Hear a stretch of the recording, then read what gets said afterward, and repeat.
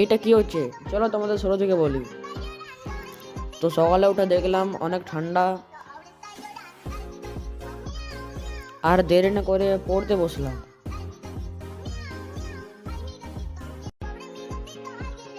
তারপরে এদিকে ওদিকে ঘোরার পর ঘর থেকে আদেশ দিল দুধ আনার।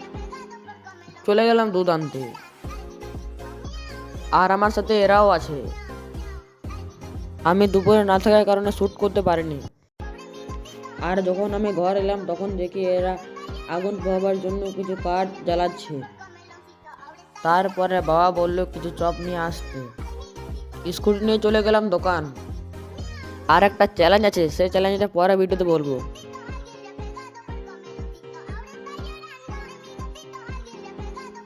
দোকানে চপ নেওয়ার পর চলে গেলাম ঘর। এখানে আমার ব্লগটা শেষ করছি। Tata, bye bye.